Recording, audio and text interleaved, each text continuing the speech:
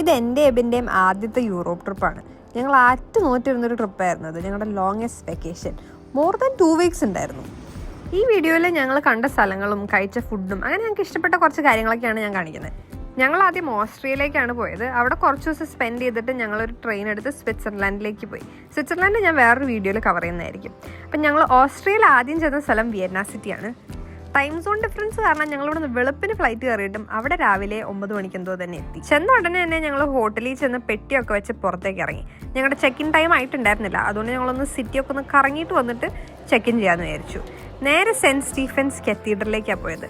ഇവിടുത്തെ ആർക്കിടെക്ചറൊക്കെ എന്തൊരു ഭംഗിയാണ്. ഈ പള്ളി വരെ എന്ത് ഭംഗിയാണെന്നറിയാം. ഭയങ്കര എസ്തെറ്റിക് ആയിരുന്നു. കുറേ നല്ല ഫോട്ടോസൊക്കെ എടുത്ത് ഞങ്ങൾ നേരെ ഫുഡ് ഹണ്ടിങ്ങിന് ഇറങ്ങി. ഇവിടെ ഓസ്ട്രിയയിൽ കുറേ നല്ല ഡെസേർട്ടുകളുണ്ട്. ഞാൻ അതിൻ്റെ ലിസ്റ്റ് എഴുതി വെച്ചിട്ടുണ്ടായിരുന്നു ഇവിടെ വന്നിട്ട് ട്രൈ ചെയ്യാൻ വേണ്ടി. അത് തപ്പി നടക്കലായിരുന്നു മെയിൻ പരിപാടി.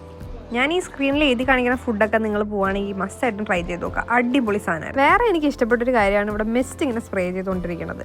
ഓസ്ട്രിയയിൽ ഞങ്ങൾ വിചാരിച്ചതിനേലും ചൂടായിരുന്നു. ഞങ്ങൾ സത്യം പറഞ്ഞാൽ പാക്ക് ചെയ്ത ഡ്രസ്സൊന്നും ഈ വെതറിന് പറ്റിയതേ ആയിരുന്നില്ല.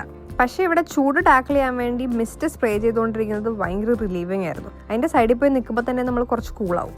പിന്നെ യൂറോപ്പിൽ മിക്കയിടത്തും ഡ്രിങ്കിങ് വാട്ടർ പൈപ്പിൽ കൂടെ ഒക്കെ ഫ്രീ ഫ്ലോ ചെയ്തുകൊണ്ടിരിക്കും. അപ്പം നമുക്ക് കാണുമ്പോൾ നമ്മുടെ വാട്ടർ ബോട്ടിലൊക്കെ നിറച്ച് കുടിക്കാം. ഓസ്ട്രിയയിലെ ഞങ്ങളുടെ സെക്കൻഡ് മെയിൻ പരിപാടി ഞങ്ങൾ മൊസാർട്ടിൻ്റെ ഒരു മ്യൂസിക് ഇവൻറ്റിന് പോയായിരുന്നു. ഈ പഴയ കാലത്തെ മ്യൂസിക്കൊക്കെ ഇല്ലേ, അതിൻ്റെ ഒരു ലൈവ് ഷോ.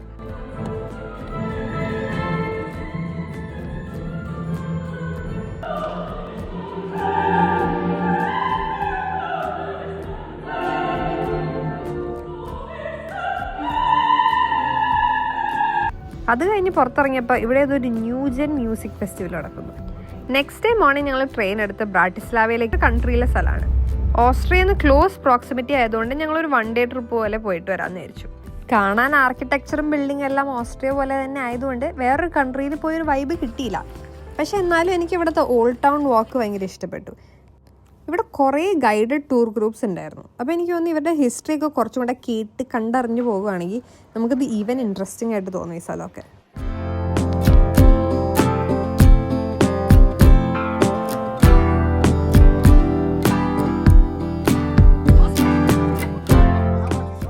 നമ്മളിവിടെ ചെന്ന ദിവസം ഇവിടെ എന്ത് ഇവൻറ്റ് നടക്കുമായിരുന്നു. അപ്പോൾ അതിൻ്റെ ഭാഗമായിട്ട് പിള്ളേരൊക്കെ ഈ ബക്കറ്റിലിരുത്തി കറക്കി കൊണ്ടുപോകുന്നൊരു റൈഡ് കണ്ടോ. അതൊക്കെ ഞാൻ ആദ്യമായിട്ട് കാണുന്നത്. അതൊക്കെ ഭയങ്കര ഇൻട്രസ്റ്റിംഗ് ആയിരുന്നു. കുറച്ച് നേരം ടൗണൊക്കെ ഒന്ന് കറങ്ങി ടയർഡായപ്പോഴത്തേക്കും ഞങ്ങളൊരു ഐസ്ക്രീമും ആപ്രോൾ സ്പിരിറ്റ്സൊക്കെ കുടിച്ചു. കറക്റ്റ് സമയത്ത് അവിടെ ആപ്രോൾ സ്പിരിറ്റ്സിൻ്റെ ഹാപ്പി അവർ ഉണ്ടായിരുന്നു. ഞാനാണെങ്കിൽ കുറച്ച് നാളായിട്ട് കുടിക്കണമെന്ന് വിചാരിച്ചിരിക്കുന്നൊരു കോക്ടെയിലും കൂടിയാണ്. അത് കഴിഞ്ഞ് ഞങ്ങൾ ഫ്രിഡ്ജ് മാഗ്നറ്റ് ഷോപ്പിങ്ങിന് ഇറങ്ങി. ഞങ്ങൾ ഓരോ കടയിൽ കയറി ഇറങ്ങി പ്രൈസ് എവിടെയാണ് കുറവ് എന്നൊക്കെ അന്വേഷിച്ച് അവസാനം ഒരു കടയിൽ നിന്ന് വാങ്ങി. ഞങ്ങൾ ഓൾമോസ്റ്റ് എല്ലാ കൺട്രിയിൽ പോയാലും അവിടുത്തെ മാഗ്നറ്റ് വാങ്ങിച്ച് സൂക്ഷിച്ച് വെക്കാറുണ്ട് ഒരു ഓർമ്മയായിട്ട്. ഇവിടെ മോസ്റ്റ് ഫേമസ് സ്ഥലത്തേക്കുള്ള ഡയറക്ഷനും അങ്ങോട്ടേക്കുള്ള ഡിസ്റ്റൻസും എഴുതി വെച്ചേക്കുന്ന ഒരു സ്ഥലം ഉണ്ടായിരുന്നു. അങ്ങനെ ലഞ്ച് ടൈം ആയപ്പോൾ ഞങ്ങളുടെ അടുത്ത് സ്ലോവാക്യ പബ് എന്ന് പറഞ്ഞൊരു സ്ഥലത്ത് വന്നു. ഈ വൈറ്റ് കളർ ഒരു പൊട്ടറ്റോ ഡംപ്ലിങ്ങും അത് വലിയ സുഖം ഉണ്ടായിരുന്നില്ല. പിന്നെ മറ്റേത് ബീസ്റ്റ് ആയിരുന്നു. That was good. നെക്സ്റ്റ് ഇവിടുത്തെ ഒരു ടൂറിസ്റ്റ് അട്രാക്ഷനാണ് ബ്ലൂ ചർച്ച്. പക്ഷെ നമ്മുടെ നാട്ടിലെ പള്ളി പോലെ തന്നെ ഉണ്ടായിരുന്നു. എനിക്ക് പ്രത്യേകിച്ച് ഒന്നും തോന്നിയില്ല അത് കണ്ടിട്ട്. അടുത്ത ടൂറിസ്റ്റ് അട്രാക്ഷനാണ് ബ്രാറ്റിസ്ലാവ കാസൽ. ഇത് കാണാനൊക്കെ നല്ലതാണ്. പക്ഷെ ഇതിൻ്റെ പൊക്കത്തേക്ക് ഞങ്ങൾ നടന്ന് ആണ് പോയത്. അവിടുത്തെ സ്റ്റെപ്പും അവിടുത്തെ സ്ലോപ്പും എല്ലാം നടന്ന് കയറി ഈ ചൂടത്ത് പോയപ്പോൾ ഞങ്ങൾ സത്യം പറഞ്ഞാൽ അവശതയായി. പക്ഷേ ഇങ്ങോട്ട് വേറെയും വഴികളുണ്ട്. ഞങ്ങൾ തിരിച്ചു പോയത് ഇവിടെ നിന്ന് നേരെ ബസ് എടുത്താണ്. അധികം നടക്കാനും ഒന്നും ഉണ്ടായിരുന്നില്ല. അപ്പോൾ വരാനും അങ്ങനൊരു വഴി ഉണ്ടാവുമല്ലോ. പക്ഷേ ഇവിടെ നിന്നുള്ള വ്യൂ കാണാൻ നല്ലതായിരുന്നു കേട്ടോ. നമ്മൾ നടന്ന് പൊക്കത്തെത്തിയിട്ട് കാസലിൻ്റെ അകത്തോട്ട് കയറണമെന്നുണ്ടെങ്കിൽ ഇവിടെ ഒരു എൻട്രൻസ് ഫീ ഉണ്ട്. ഞാൻ നേരത്തെ പറഞ്ഞില്ലേ ആ ചൂട് ടാക്കിൾ ചെയ്യണ യന്ത്രം, അതെവിടെ കണ്ടാലും ഞാൻ അവിടെ പോയി നിൽക്കുമായിരുന്നു. പ്രാവശ്യം എനിക്ക് നല്ല റെയിൻബോ ഒക്കെ ഉള്ളൊരു വീഡിയോ കിട്ടി. ഞങ്ങൾ താമസിച്ചതിൻ്റെ അടുത്ത് തന്നെ ഞങ്ങളുടെ ലിസ്റ്റിൽ പോലും ഇല്ലാഞ്ഞൊരു സ്ഥലമാണ് പ്രേറ്റർ പാർക്ക്. ഒരു അമ്യൂസ്മെൻറ്റ് പാർക്ക്. പക്ഷെ ഞങ്ങൾ ഒരു എക്സ്പെക്റ്റേഷനും ഇല്ലാണ്ട് പോയൊരു സ്ഥലമാണ്. പക്ഷെ ഞങ്ങൾക്ക് ഭയങ്കരമായിട്ട് ഇഷ്ടപ്പെട്ടു. ഇവിടെ ഉള്ളത്ര റൈഡ് ഞാൻ ഒരിടത്തും കണ്ടിട്ടില്ല. പലതരം പല ലെവൽ റൈഡ്സ് ആയിരുന്നു. ഭയങ്കര അഡ്രിനാലിൻ റഷ് തരുന്ന റൈഡ്സ് ഉണ്ട്, കിഡ്സിന് പറ്റിയ റൈഡ്സും ഉണ്ട്, കുറേ ഫുഡ് ഓപ്ഷൻസും സ്നാക്സും ഉണ്ടായിരുന്നു.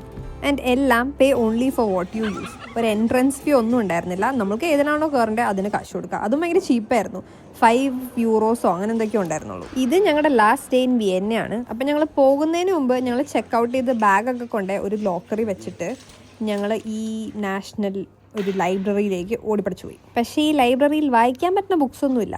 എല്ലാം ഈ പഴയ കാല ബുക്കും പഴയ കാല ഇൻറ്റീരിയർ ഒക്കെ കാണാൻ വെച്ചേക്കുന്ന ഒരു മ്യൂസിയം. ഇത് കാണാൻ നല്ല രസമുണ്ടായിരുന്നു. എൻട്രൻസ് ഫീ ഉണ്ട്. ഞാൻ സിനിമയിലൊക്കെ ഇങ്ങനത്തെ ഇൻറ്റീരിയറും ലൈബ്രറിയൊക്കെ കണ്ടിട്ടുള്ളൂ. ഞങ്ങളുടെ നെക്സ്റ്റ് ഡെസ്റ്റിനേഷൻ സാൽസ്ബർഗ്, ഓസ്ട്രിയ തന്നെയുള്ള വേറൊരു സ്ഥലമാണ്. ഞങ്ങളൊരു ഷെയർഡ് ഹോസ്റ്റൽ പോലത്തെ ഒരു സ്ഥലത്താണ് നിന്നത്. അപ്പം ഞങ്ങളുടെ റൂമിൽ 2 പേർക്ക് കിടക്കാൻ പെട്ടിയൊക്കെ വയ്ക്കാം. പക്ഷേ ബാത്റൂം ഷെയർഡ് ബാത്റൂം ഔട്ട്സൈഡ്. ഈ ട്രിപ്പിൽ ഞങ്ങൾ മോസ്റ്റ് ടൈപ്സ് ഓഫ് അക്കോമഡേഷനും എക്സ്പീരിയൻസ് ചെയ്തായിരുന്നു. ആദ്യം private room with private bathroom, ഇത് private room with shared bathroom. പിന്നെ ഞങ്ങളൊരു ക്യാപ്സ്യൂൾ ഹോട്ടലിലും താമസിച്ചായിരുന്നു. അതൊക്കെ ഞാൻ വഴിയെ കാണിച്ചു തരാം. ഞങ്ങൾ നേരത്തെ ഒരു മൊസാർട്ടിൻ്റെ മ്യൂസിക് ഇവൻറ്റിന് പോയില്ലേ, പുള്ളിയുടെ മെയിൻ സ്ഥലം ഇതാണ്. പുള്ളി ഇവിടെ ജനിച്ചു, ദെൻ മൂവ് ടു വിയറ്റ്നാം. അതുകൊണ്ട് ഇവിടെ എവിടെ നോക്കിയാലും മൊസാർട്ട് റിലേറ്റഡ് കാര്യങ്ങളായിരുന്നു. മൊസാർട്ടിൻ്റെ ചോക്ലേറ്റ്സ്, മാഗ്നറ്റ്സ്, അങ്ങനെ കുറേ. ഈ സ്ഥലം കുറച്ചും കൂടെ കോൾഡർ ആൻഡ് ടെമ്പറേച്ചർ ആയിരുന്നു. ഞങ്ങൾ താമസിച്ചതിൻ്റെ തൊട്ടടുത്ത് തന്നെ ഒരു ഫോർട്രസ് ഉണ്ടായിരുന്നു. ഞങ്ങൾ അതിൻ്റെ പൊക്കത്തേക്കൊക്കെ നടന്നുപോയി. ആ നടക്കണ വഴിയൊക്കെ കാണാൻ നല്ല രസമായിരുന്നു.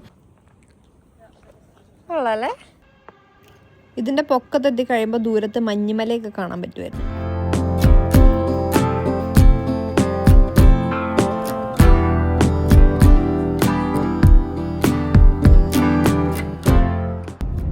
നെക്സ്റ്റ് ഡേ മോർണിംഗ് തന്നെ ഞങ്ങൾ ഹാൾസ്റ്റാറ്റിലേക്ക് പോയി. It's A very very beautiful place in Austria. ഒരു ചെറിയൊരു ടൗൺ.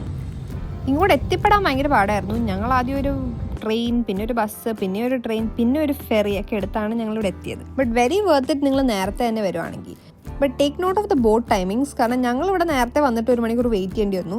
ബിക്കോസ് ഇവരുടെ ബോട്ട് ടൈമിങ്സിലുള്ള ആദ്യത്തെ 1-2 ബോട്ട് ഇവർ നിർത്തി. പിന്നെ ഇവരുടെ സ്റ്റാർട്ടിങ് ബോട്ട് ഇപ്പോൾ 8:30 AM ആണ്. ഈ ലേക്ക് ഭയങ്കര ബ്യൂട്ടിഫുൾ ആയിരുന്നു. പിന്നെ നമുക്ക് ദൂരത്ത് ആ ടൗണും കാണാം. അതുകൊണ്ട് എനിക്ക് കംപ്ലയിൻസ് ഒന്നുമില്ല 1 മണിക്കൂർ വെയിറ്റ് ചെയ്തതിൽ.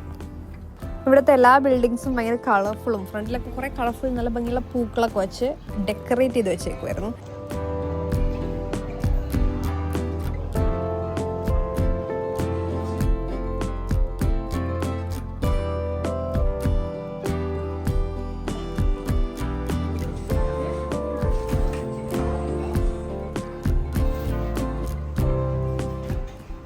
രാവിലെ ഒരു 11 മണിയൊക്കെ കഴിഞ്ഞ് ഇവിടെ ഒടുക്കത്തെ തിരക്കാവും, പിന്നെ ഒടുക്കത്തെ ചൂടും. അപ്പം നേരത്തെ വന്ന് സ്ഥലങ്ങളൊക്കെ കണ്ട് എൻജോയ് ചെയ്ത് പോകുന്നതായിരിക്കും നല്ലത്.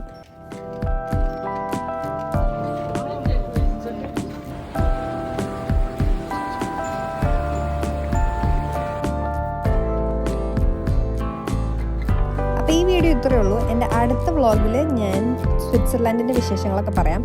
അത് ഞാൻ ഉടനെ അപ്ലോഡ് ചെയ്യുന്നതായിരിക്കും. ബൈ.